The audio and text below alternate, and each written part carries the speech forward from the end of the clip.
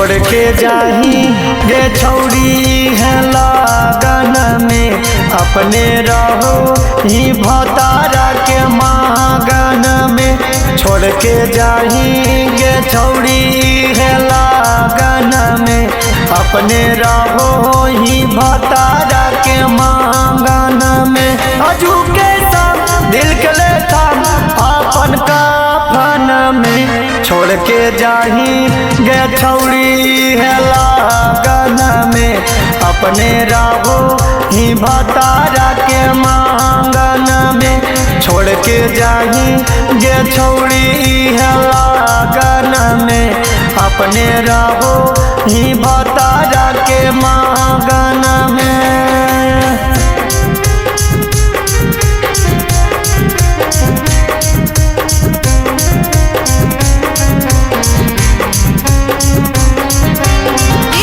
Recording studio Sheikhpura.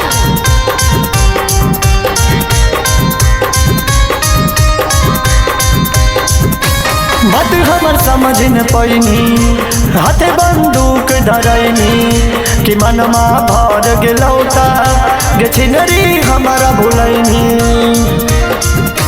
बात हमर समझ न पैनी, हाथे बंदूक धरैनी, कि मनमा भर गेलौता गे छिनरी हमारा भुलैनी। खाके सुतनी गे भतारा के बगल में, सब कुछ करतो गे छौड़ी तोरा जगल में। खाके सुतनी गे भतारा के बगल में, सब कुछ करतो गे छौड़ी तोरा जगल में। अजू के रात दिल के लेता अपन कफन में, छोड़ के जाही गे छौड़ी है लगन में, अपने रहो ही भतारा के मांगन में। छोड़ के जाही गे छौड़ी है लगन में, अपने रहो ही भतारा के मांगन में।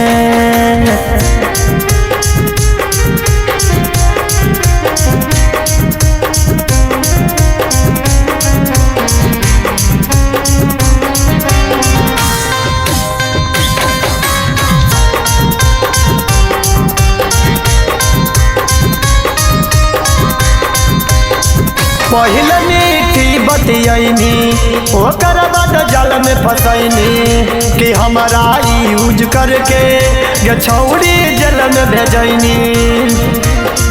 पहले मीठी बतियनी, ओकर बाद जल में फसैनी, कि हमारा यूज करके गे छौड़ी जल में भेजैनी।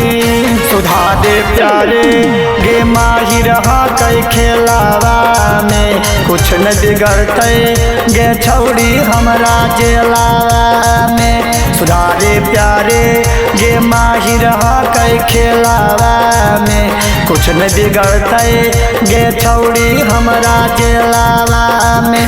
अजू के सब दिल के लेता अपन कफन में, छोड़ के जाही गे छौड़ी है लगन में, अपने रहो ही भतारा के मांगन में। छोड़ के जाही गे छौड़ी है लगन में, अपने रहो ही भतारा के मांगन में।